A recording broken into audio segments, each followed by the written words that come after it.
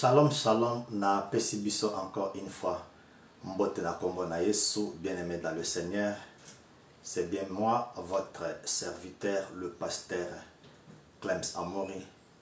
Lelo na memel biso thématique moko. Na lingi to partager sur Matthieu chapitre 17, le verset 21. Au verset on a elobake. Cette sorte de démons ne sortiront que par la prière et il faut jeûner. Donc thématique na biso et fandiwana. Je crois que tu bien na Matthieu chapitre 17 le verset 21 to bien mais et là mon aligné na souligner. Tango to yekolaka Bible ezai photo talaka ba parallélisme nyonso tu ndenge verset ya Bible senga biso tokoki ko se limiter kaka na verset mokote poto loba ete makambo wana eza kaka ndenge wana. C'est la raison pour laquelle to étudiaka Bible poto tala makambo wana est-ce que eza ndenge nini. Na ko poser question depuis okoma mwana nzambe otangaka Bible. Est-ce que aussi au moni place moko na Bible balobi eke avant démon alongwa il faut au jeûner, ou bien aussi otanga place moko na Bible moto a chassé démon parce que a jeûnaki. Ce qui ezaki to jeûner pour to chasser démon, cela nous explique que kombo ya Yesu eza impuissant et qui ko chasser démon. Mais une chose que nous devons connaître bien aimé, tokoye bape que jeune eza nini eza na place mon côté ba chasser ba démon et simbite na komba Yesu bake ko recourir na jeûne et prière. Prière ça va mais jeûne. Boyebi que Yesu asalaki 40 jours 40 nuits nani ayaki, c'était le diable. Alors ceux qui gênent, ils ont été pour chasser diable ou bien démon. Mais pourquoi Jésus a gêné 40 jours, 40 nuits, diable ayaki? C'est ça aujourd'hui. Na lingito to yekola et loko nini ils ont caché sur Matthieu chapitre 17 le verset 21. Na lingi tozwa ba écriture totanga. Mais avant cela, les évangiles, surtout Matthieu, Marc, Luc, benga kango ba synoptique et lingolo ba évangile oyo eza similaire. Histoire moko na kozongo na Matthieu, la même histoire na zongo na Marc ou bien na Luc. Siko to zongo na livre ya Matthieu chapitre 17 verset 21. Écoutez ce que la Bible déclare. Nazaka dans verset 21.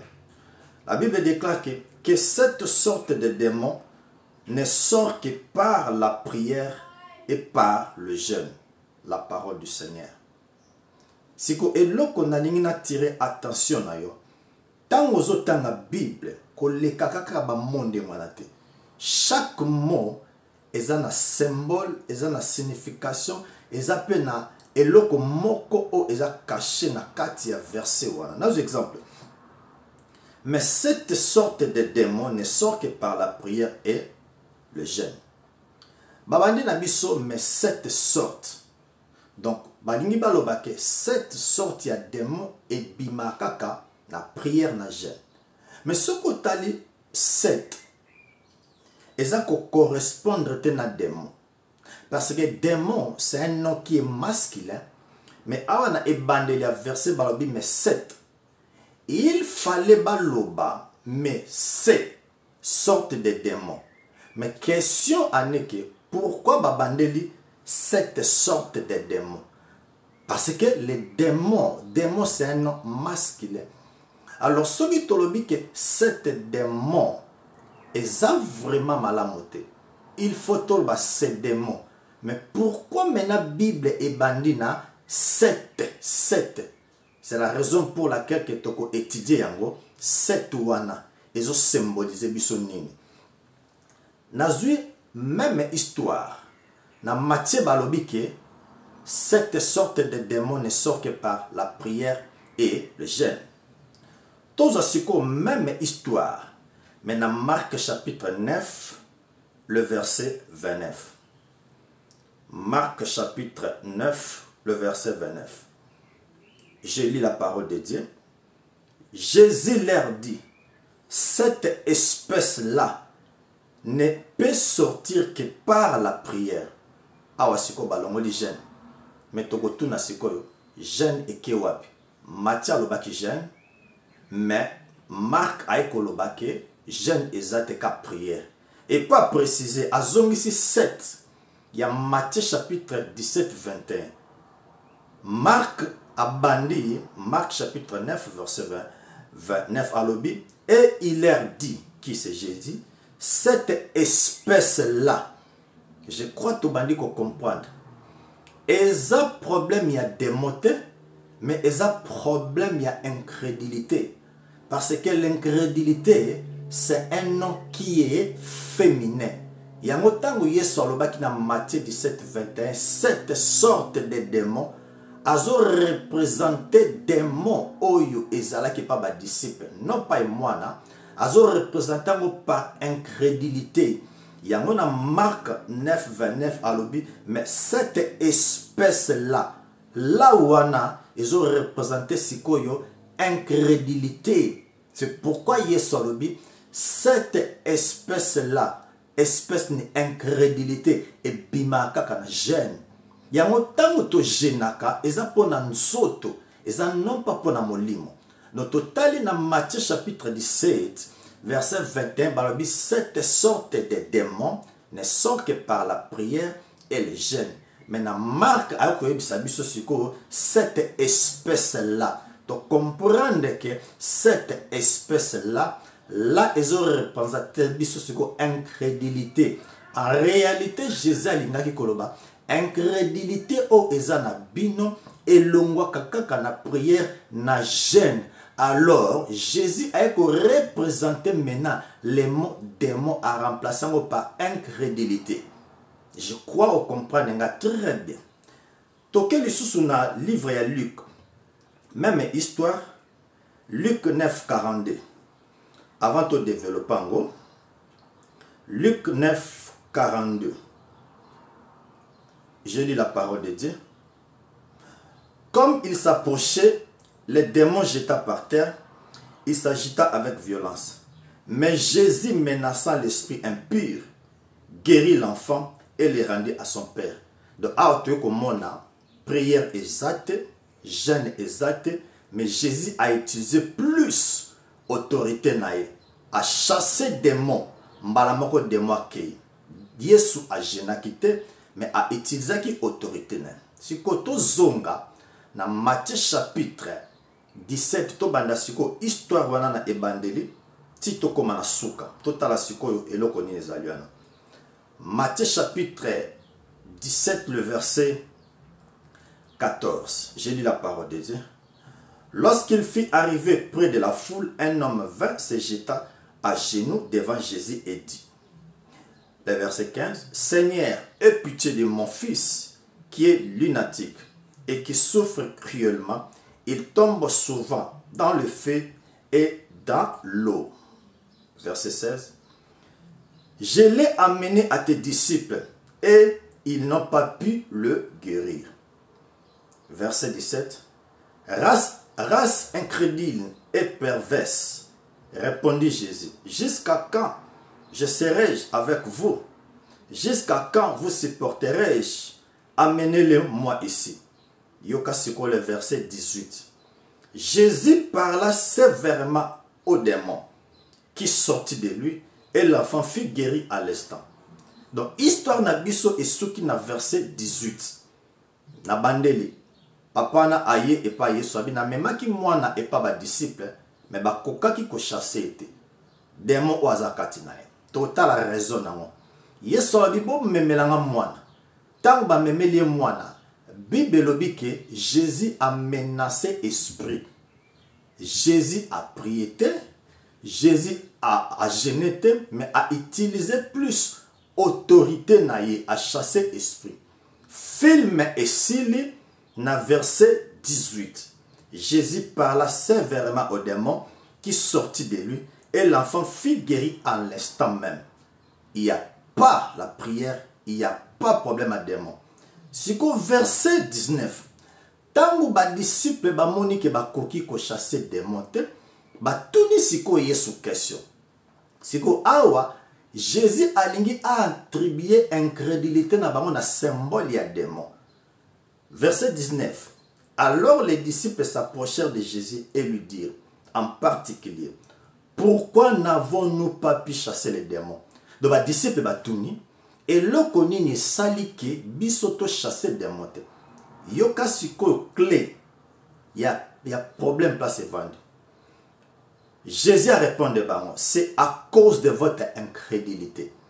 Nous disons Amen. Donc, pourquoi chasser qui démon ou ezaki pas moi nate incrédulité? Si ko Yesu na verset 21 Matthieu 17 alobi sikobo, mais cette sorte de démon, donc démon a été remplacé par l'incrédulité. Dans verset 19 batounie, pourquoi tu chasser démon? Yesu a dit c'est à cause de votre incrédulité. Nous comprenons par là, l'incrédulité c'est un nom qui est féminin. Donc Yesu a dit cette sorte de l'incrédulité et bimaka na prière et bimaka pe na jeûne tobi amen na parole de Dieu. Yango to jenaka po na nzoto, non pas to jenaka po na esprit. Alors Marc alobi na biso, cette espèce-là, il a expliqué bien, c'est quoi l'incrédulité? Je le répète, l'incrédulité, c'est un mot qui est féminin. Yango Yesu alobaki, cette sorte de démon. Démon, ils ont remplacé incrédulité. Mais explication nango plus makasi, ils ont un livre ya Marc, chapitre 9, verset 29. Jésus a lobby cette espèce-là. Donc, démon, c'est un nom qui est masculin. Jésus fala lobake lobby cette espèce-là. Quoi? L'incrédulité et bimaka kana prière na jeûne. Alobela ki démon o ezaki pas moi na te, mais alobeli démon et incrédulité. Oh, ezalaki et pas ba disciple. Alors, pour ce que incrédulité est longue, il faut ba disciple ba prier, ba gêner. Si que base ya incrédulité et utakawapi. Incrédulité et utakana fausse connaissance. Incrédulité et utakana doute. Incrédulité peut et utakana peur. Ce qu'on a fausse connaissance, ce qu'on a doute. Ce qu'on a peur, yango e botaka incrédulité. Ce que incrédulité à ba disciple, ko banga na bango e bandaki à partir à verset 6. Matthieu chapitre 17 verset 6.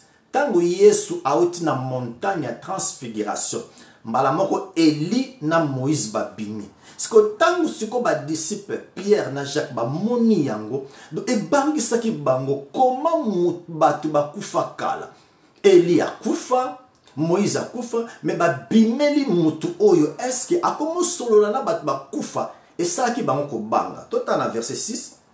Lorsqu'ils entendirent cette voix, les disciples tombèrent sur leur face et furent saisis d'une grande frayeur. Le temps ba yoki mbala moko ke mungongo et loba misika Yesu zaki na montagne, ba bangi mbala moko skuko banga wana. Tango ba kiti na se ba kutani na papa na lobi ke bosh bo benganelanga démon o azepa mwana sikolo kola ko banga ezalaki na bango avec précipitation ba koki ko chasser te siko ba disciple batuni pourquoi to koki ko chasser te Yesu alobi c'est à cause de votre incrédulité. Donc incrédulité c'est un nom qui est féminin.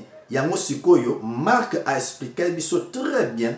Dans Marc 9, chapitre 29, à l'Obiboye, il leur dit, cette espèce-là, à clair, donc cette espèce-là, ninyango, l'incrédulité, donc et bimakakaka, nakokila, donc yango tozo mona ke tango tozo gêné, eza pona nzoto na biso, eza non pas pona molimo na biso. Écoutez bien, Bibelobi, Dieu lui a donné les noms qui sont au-dessus de tous les noms. Nous parlons de Dieu, c'est l'esprit. Donc, l'esprit a donné à son corps les noms qui est au-dessus de tous les noms. Tant que kombo Yesu, eza kombo, eza likolo ya ba kombo nyoso, to tracer ligne. Cela veut dire, na se ya kombo ya Yesu, kombo nyoso tout oyo eza na se ya kombo ya Yesu, il faut obéir na kombo ya Yesu.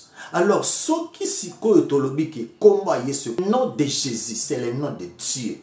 Le nom de Jésus est au-dessus de tout nom bien-aimé dans le Seigneur. Jeune, azana sa kombo ya Yesu.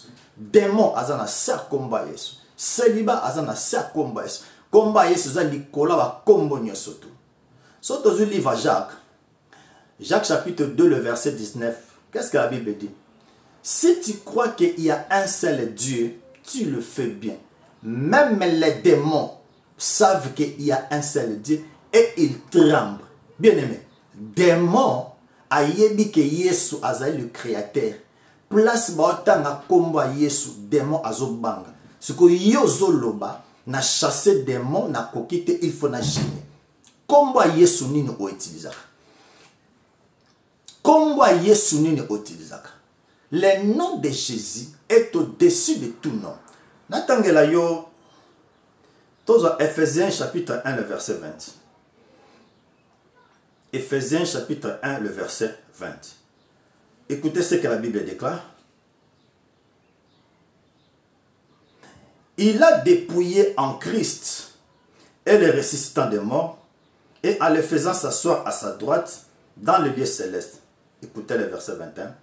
Au-dessus de toute domination, de toute autorité, de toute puissance, de toute dignité et de tout nom qui peut se nommer non seulement dans les siècles présents, mais dans les siècles à venir. Verset 22. Il a mis tout sous ses pieds et il a donné pour chef suprême l'Église. Donc, ba kombo oyo nani yo yebite. Elobi ke kombo Yesu ezali kola ba kombo nyoso tu wana. Bien aimé, le komoko. Jésus, il est la tête de l'Église. Église est un membre ou est constitué na bateau nyoso tu bandimela Yesu en tant que Seigneur et Sauveur bazana kati ya Église. Église ezali yo ezanga. C'est que Bible. Jésus, il est la tête de l'Église. Jésus aza mutu biso toza nzoto. Alors tango atie na se ya makolo lingolo ba diable aza na se ya makolo nanga. Démon aza na se ya makolo. Alors mutu aza na se ya makolo na yo. Tango zo pese mibeko azo tika yo mbala moko. To chite un exemple moko. Vous savez pourquoi dans l'église na biso lelo ba spectacle est comme ko salema. Comme bisa bato Thompson, ba mbongo, biloko ebele. Bien aimé, église eza place à théâtre te. Église esika toyaka koyoka sango malamu o Yesu asala potokola tokola na sango malamu. Oyebi soko zoleka na balabala, exemple kombo na yo Thomas. Oyoka kana ndako mo babenga ka Thomas chaque jour soko zoleka babenga ko Thomas. Jo mosusu okendo beti porte. Olobaki non na yo kaka bobenga ngai Thomas. Oh non to benga ka yo poto linga ko mingi kota okoti. Tango koti ndako wana ekomi ya yo obandi ko kende kuna tango sope batelo mbetu ovanda. Na lingi na lobani. N'église to komi ko benga. Démon ya mai, démon ya mbula, démon ya mupepe, démon ya toilette, démon ya biloko kolia. Même démon zoleka abi donc kuneza business moi malamu bazo benganga. Parce que tango bozo citer plus kombo na ye, bo bengie, bo commissie légal na église.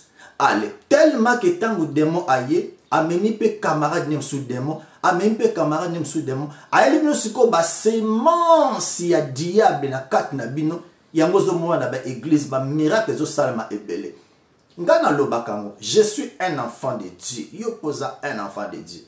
Mais comment nga ceux qui na chassé des démons qui? Mais yo pour chasser des démons, il faut au gêner. Bien aimé, jeûne et ça ba exercice spirituel net ko tanga Bible, mais comment si koyo eloko za exercice spirituel et le ka kombo ya mutu o a créé ye. Naïbi te sozo comprendre. Donc, les gens n'ont qui te parler sur. Tant que Yesu alobaki que ces démons sortiront par des jeûnes et prières. Ezalaki démons ou azaki et pas moinate, mais ezalaki incrédulité ou ezalaki pas disciple. Ne Yesu a symbolisé par démons. Yango moni marque alobaki cette espèce là, espèce nini, eza incrédulité et longaka nini nakokila. De temps où tozo gêné, eza poto discipliner nzoto na biso. Bien aimé, so tangi Bible, il y a aucune place na Bible. Même démon moko mutu pasi azo résister na combat Yesu. Le nom de Dieu, démon a résisté. Écoutez, tant que Yesu a commis na ville moko, ba démon ba ye ko supplier, ba lobi non, oye ko chasser biso, ngonga na biso na ne ko kite bien aimé. Démon yebi combat Yesu. Oye bi histoire, il y a Paul, ezaki na batumo babande ko chasser ba démon. Siko ba démon babi toyebi Yesu, mais toyebi pe Paul, mais yo zanan. Donc démon ayebi Yesu ke komba Yesu, yango ebenganaka. Siko comment yo ozo koka ko chasser démon te, mais ozo linga ke o gêner pour chasser démon. Donc cela nous explique que combo ya jeune ezali kola komba Yesu, chose impossible. Ma disciple bae balobi, nous avons chassé les démons en ton nom, le nom de Jésus. Et tout puissant Nicolas va combo nyosoto. Pourquoi ba expérience wana ezo simbate et panabino po bobandaka église na loi après na souka bokomi ko clôturer église na prière ya na combat Yesu. Donc nous commençons l'église na combat Yesu, toyembaka Yesu, enseignement Yesu, to baptiser na combat Yesu. Bible le dit que quoi que vous faites en œuvre ou en parole, faites tout au nom de Jésus-Christ. Ezalaki ngai serviteur na bino, le pasteur Clems, frère Clems, vraiment tokomi na suka ba coordonner na biso ezaliwana. Nazo remercier bato nyoso tout ba komela kinga ba poser nga ba question na ko répondre ngo kala mingi te. Vraiment nzambe aleka na ko pambola biso. À la prochaine. Merci. Que Dieu vous bénisse. Bye bye.